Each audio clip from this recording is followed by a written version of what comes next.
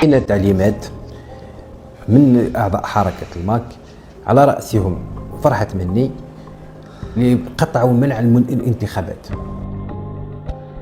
مجموعة إجرامية تتكون من 6 أشخاص جزائريين و4 مغاربة يقيمون بطريقة غير شرعية بولاية تيزي وزو، كانوا يسعون للتشويش على السير الحسن للانتخابات التشريعية، لكن يقظة مصالح المديرية المركزية لأمن الجيش كانت بالمرصاد لهذه المحاولات الفاشلة. وسائط التواصل الاجتماعي على غرار تيك توك وفيسبوك وواتساب منصات اتخذها ناشطو حركة ماك الإرهابية لتنفيذ مخططهم الإرهابي الدنيء من الخارج، والمتمثل في إفشال نجاح سيرورة الانتخابات التشريعية داخل الجزائر. كان يدير لايفات هكذا مع جماعة من فرنسا تاع الماك هذوك على جال مقاطعة انتخابات وانفصال القبائل شغل كنا ناقشوا مع الأمورات هذو. كي وصلنا ثماك للمغرب كانت عندنا خلية ثماك تكون من 3 أشخاص اللي كنت فيها أنا وجمال الزعيم وزرقاق الهادي، وكان أكشي بالعباسي مولف يجي بزاف ثماك للمغرب. جماعة الماك يروحوا المغرب كملجأ باش يلقاو الاريحيه ديالهم، ومن بعد كاين اللي يروح لوروب، كاين اللي كيبقى تمانية في المغرب، كاين يلقاه ملجأ يعاونوه تمانية ويدير النشاط ديالو. الاوضاع في المغرب شوف، احنا عندنا فئه لاباس بها وفئه الارض، يعني تقول الارض راهي تحت هذيك خلاص. كنا مقهورين في المغرب كما نقولوا، كاين في المغرب الحقره، الظلم، خدمه ما كانش ناقصه، معيشه صعيبه. كرسالة للشباب ولا جميع الناس منطقة القبائل، ما تغلطوش، ما يغلطوكمش الناس بأجندات أجنبية ليست من با جزائرية ولا حتى قبائلية، سياسة وأجندات أجنبية مخزنية وصهيونية. كي كنت نعرض الفيديو العياشه كانوا يكتبوا مسرحيه، كي راك تكتب مسرحيه في اللايف راك تريبوندي على بوسماحه مواطن. نتمنى ان شاء الله تفتش على اللي ريبوندي على وزاره الدفاع، لانه الشيء اللي راني نعرضه عليك دارته وزاره الدفاع الجزائري. نتمنى ان شاء الله اذا عندك مسؤولين في المروك يقدروا يريبونديو عليها. يعني نتايا هنايا ولا اللايفات نتاع الابواق نتاعكم دوك يخرج ينبح اسعد الشرعي ويخرج ينبح بالليغو ويخرج ينبح شوقي بونقعره وماريا، قوم بالواجب. تمشي اذا راه متواجد بطريقه قانونيه، عنده الوثائق نتاعه وعنده التاشيره نتاعه، اللهم بارك، يعني راه تحت الانظار. واذا كان هذا الانسان راه متواجد بطريقه غير قانونيه يديروا معاه الاجراءات اللازمه، غير بابون يردوا الحديقه عادي. وباش هاد الناس هذه تفهم باللي هاد الناس راهم يشكلوا خطر على بلادهم. ومن ناحيه اخرى رانا نتكلموا على العياشه هنايا في التيك توك ولا الفيسبوك ولا اي موقع من المواقع.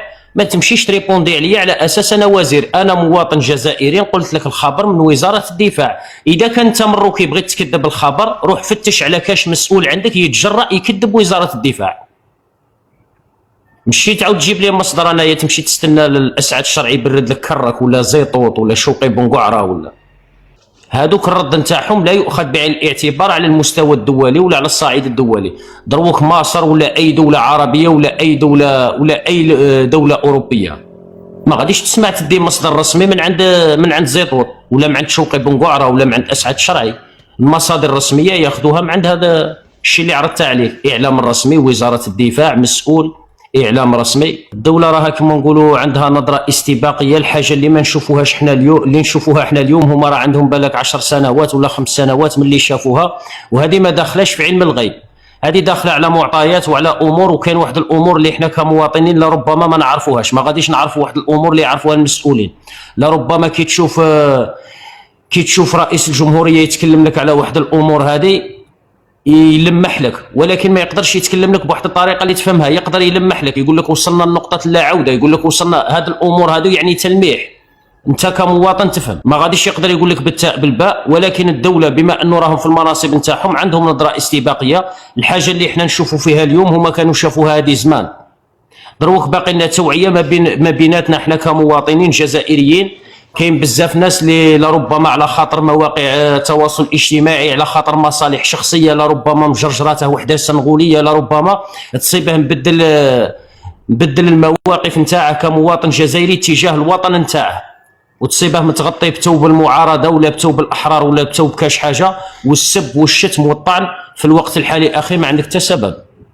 سياسه التبليغ خوتنا، واي واحد راه متواطئ ويتستر على قرده البابون ولا على اي اجنبي متواجد عندنا هنا في بلادنا يا اخي تعتبر خائن في الوقت هذا الحالي وفي الوقت الحساس. الدولة أخي مرة الزعق، غلقت عليه الجو والبر البحر، قطعت مع العلاقات الدبلوماسية، قطعت مع الحدود.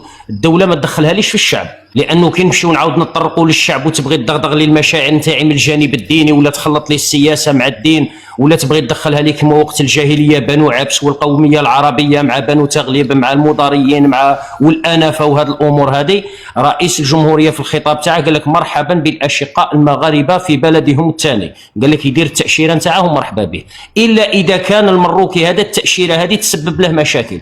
يعني أنا واحد من الناس جامي شفت رئيس جمهورية ولا مسؤول تكلم على الشعب في المروك تكلم عليه بسوء، لربما راهم يشوفوا فيه ضحية، ولكن المخزن والملك يستعمل الشعب نتاعه لضغضغه المشاعر نتاعهم من الجانب الديني ولا من الجانب كاش حاجه، كيما استعملهم للتشويش على السلطات وعلى الحكومه الاسبانيه. نفس الشيء اللي داره الملك مع الجزائر راه يدير فيه مع اسبانيا. يعني الشعب المروكي هذا اللي لربما حتى العياشي المنبطح اللي راه حاسب روحه صاحب قضيه وصاحب قرار وصاحب راي، هو بحد ذاته ضحيه.